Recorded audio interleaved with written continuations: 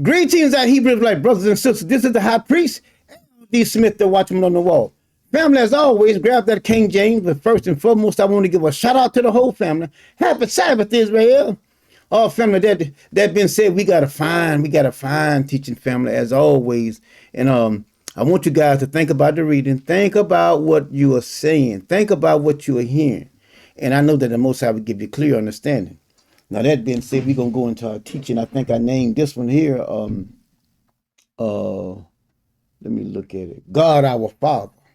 And family, I want to show you that it's in the word that the Most High says he is our Father.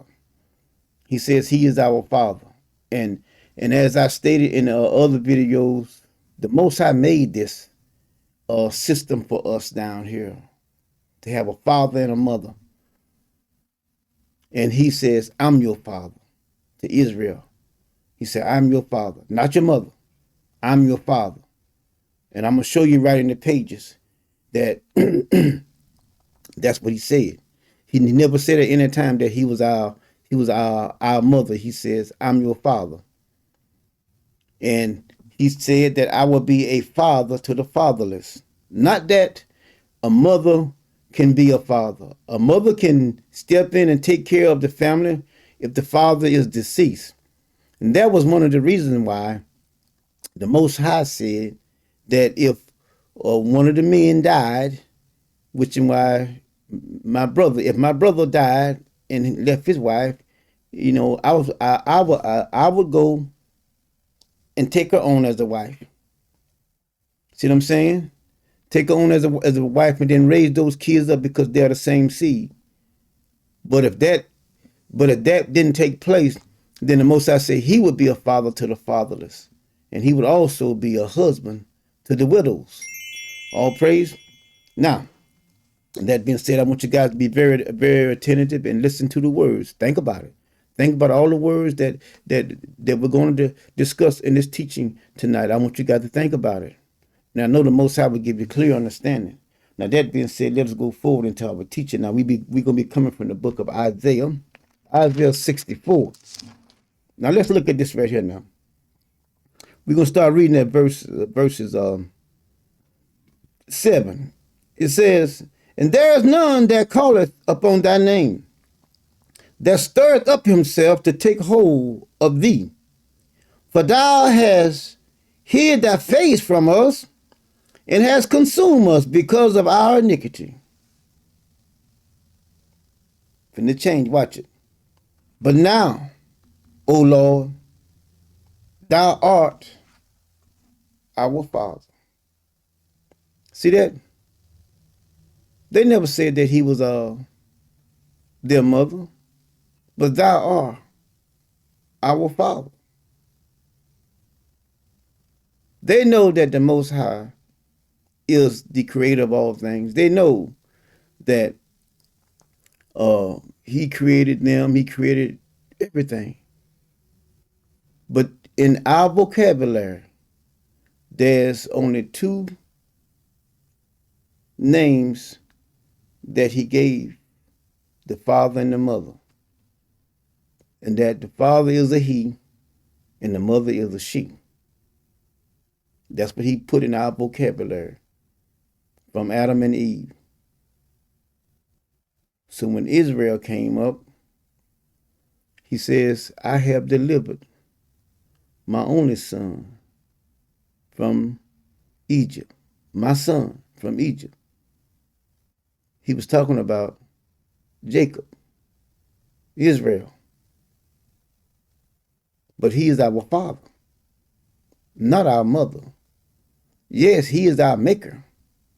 He said, I born you, meaning that I put you in there and I fashioned you inside the womb. And I brought you forth out of your mother's womb. That's what he's saying. One want to say, well, he's a scientist. He did it in a lab or whatever. But this is what took place because he told Jeremiah, he says, I knew you before I even put you inside your mother's womb. He said that he fashioned you inside the womb. Do you know what fashion means? Like you had some clay and you started molding it and you made an image. You fashion an image. But look what he says here. Right in the pages here. 64. Let's keep on going. We started at verses 7, didn't we? Now we're on 8 now. Watch this right here. He says, we are the clay, just like I said, and thou art a potter. All day long. I'm not making up anything. It's right in the pages. And we all are the work of your hands. See that? Just like I just said. I mean, what is so hard for you to understand about that? Anybody? See, the creator of all things. He is our maker. He says, I am your maker. I made you. But let's keep on here. Do we need 9 here? Let's go ahead and read 9. Be not wroth very sore, O Lord, neither remember iniquity forever. Behold, see, we beseech thee, we are all thy people. See that? We are all thy people. Now let us keep on going. Now let's look at Isaiah 63. Now watch this right here. Isaiah 63. Let's look at verses. Let's look at verses 15 and 16. It says, look down from heaven and behold from the habitation of thy holiness and of thy glory. Where is the zeal and the strength that sounded that sounding of thy bows and thy mercies toward me, and thou restrained? Doubtless thou art our Father.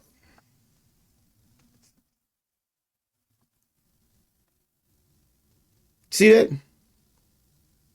Now anyone knows down here that when a family is completed, they have a father and a mother.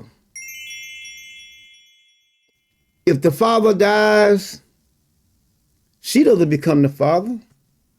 She doesn't have any seed. Only a father can have the seed in his loins. Just like he told David, he says, you're going to have a son that is going to come out of your loins, out of your bowels. See, not out of I can't think of David's wife now, but anyway, let's keep on going here. It says, though Abraham, being ignorant of us, and Israel acknowledge us not, thou art Lord, or our Father, and our Redeemer. Thy name is from everlasting. See that? See that? I mean, how can one say that the Messiah is a mother? If you say that the Messiah is the mother, you got to change all this right here. This has been written for thousands and thousands of years ago. If you change this, then a person changed this. They just like the Christians. See, because the Christian pastor, they write their own Bible. They change everything on here. They change it to fit what they want it to be. But you can't change the word of God. Neither can I. He says in Proverbs, he says, if you change his word, you add to it or you diminish from it, he said at the end, you're going to be found a liar. You are going to be found a liar.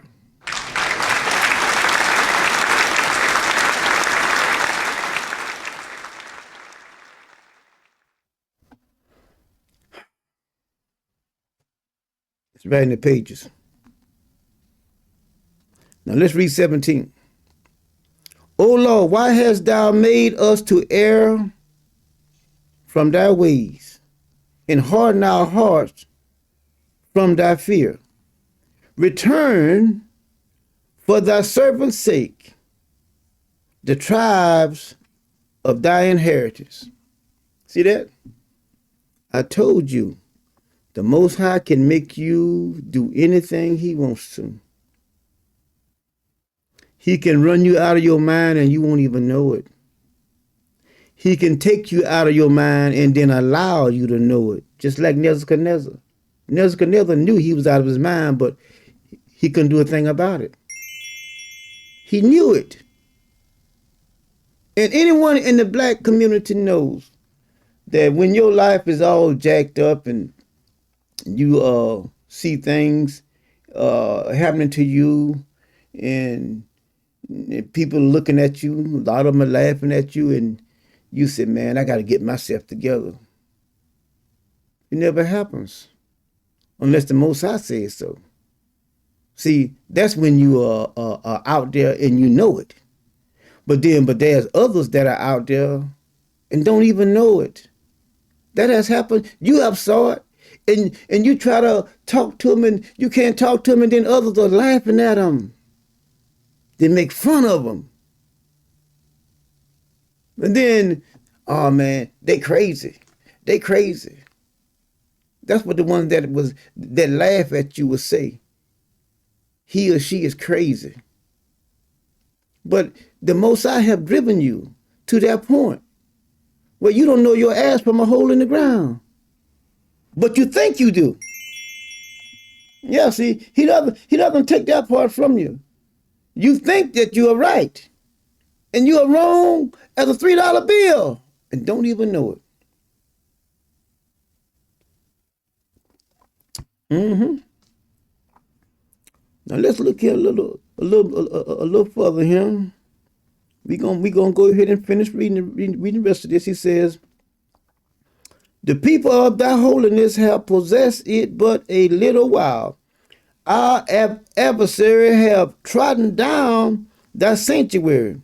Where are thine? Thou never bearest rule over them. They were not called by thy name. See that? They bear rule over you, your enemy. They're not even called by your name. They're not called Israel, and they bear rule over you. Just do what they want to do. He allows it. He allows it. But let's keep on going. All right, let's go to Jeremiah Jeremiah chapter 3. Now let's keep on going. Now watch this right here. Let's go to Jeremiah chapter 3. Let's start with verse 17. We're going to go down to 19. Now watch it right here. At that time they shall call Jerusalem the throne of the Lord, and all the nations shall be gathered unto it, to the name of the Lord, to Jerusalem. Neither shall they walk any more after the imaginations of their evil hearts. In those days the house of Judah shall walk with the house of Israel. And they shall come together out of the land of the north to the land that I have given for an inheritance unto your fathers. Are y'all listening? But I say, how shall I put thee among the children and give thee a pleasant land, goodly heritage of the host of the nations? And I said, thou shalt call me my father. Y'all see that? Y'all see that? Never said, thou shalt call me your mother, but thou shalt call my father, and shall not return away from me. Now look what he says here. Verse 20 say, surely as a wife treacherous depart from her husband. Huh? Talking about Judah. Judah being treacherous, departing from her husband. Who's the husband? Most High God. It's right in the pages. A husband cannot be a female. A husband has to be a male. So have ye dealt, so treacherously with me. Oh, what? House of Israel, said the Lord. See that? Israel and Judah. Y'all can see right there that the Most High is not a woman, because he called the house of Israel. His wife.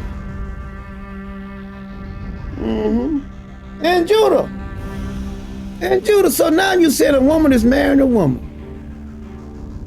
Man. But see, that's what happens. See, the Most High can take you out of your mind. And you won't even know that you're out of your mind. And you think you're right. As a matter of fact, you know you're right, but you're wrong.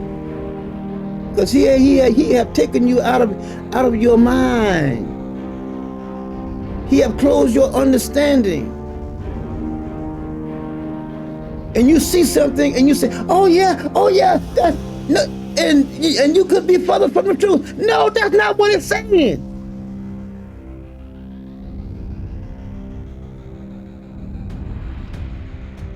The Most High always sends him a representative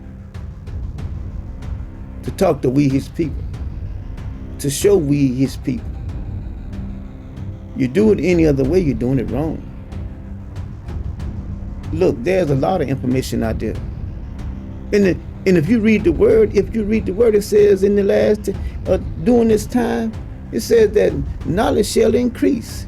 Information shall go everywhere, and people just running here and there for information. What you gonna do with it? What you gonna do with it if you're not praising and worshiping and serving the Most High God? What good is that gonna do for you? It can't save you, because he is the only salvation. All the blessings come from him. All you got is information. That's all you got. It's just like a colander, and somebody tell you to fill it up. Put water in it. See, can you fill it? Because faster you put it in there, it's gonna come right out. And it looks like a tub or a bucket, but it has holes in it. And all the information you got looks like it can hold water, but it can't. And you just run after that. I'm just running for information. Run to the Most High God. Do that. Run to him. And see, let me tell y'all something before we close tonight. Let me tell y'all something. See, in the garden, you got to go back to the beginning in order to get a full understanding, of what the Most High is saying and doing, and he has to give you that understanding. There was knowledge that was forbidden in the garden, and it states that. Tells you that over there, don't mess with it. You are forbidding to mess with that. Okay?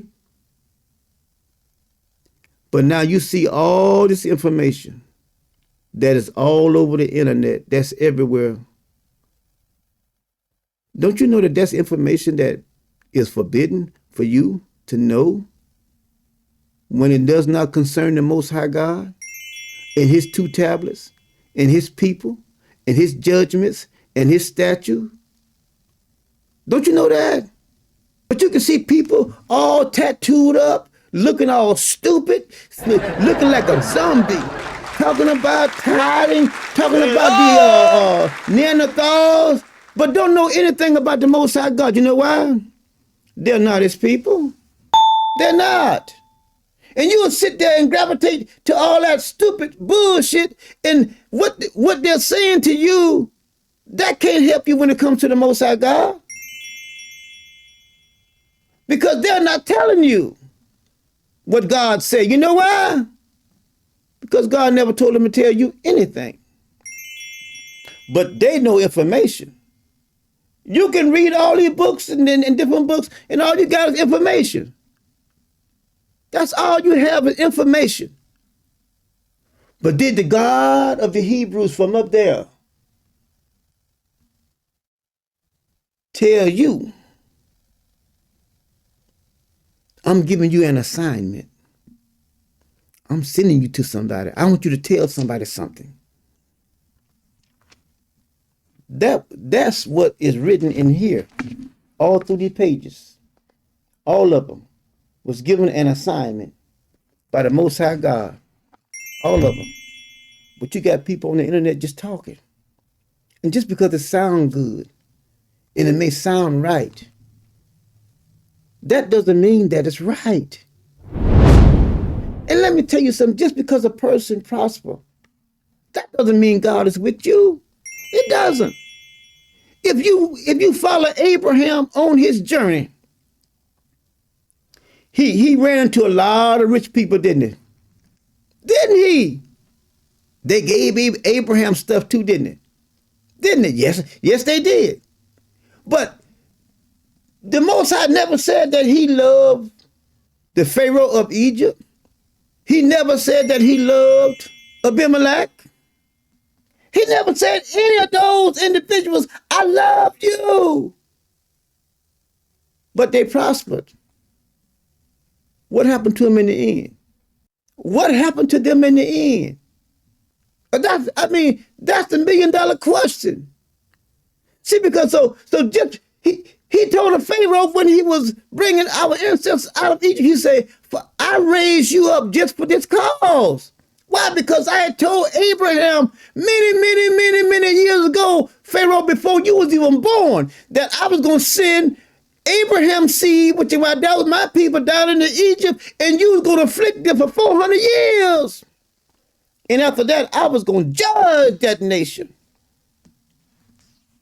See, no, Pharaoh, I never said it. Anytime I love you, I raise you up so you can do exactly what I had spoken out of my mouth. Why? Because everything I say has to come to pass.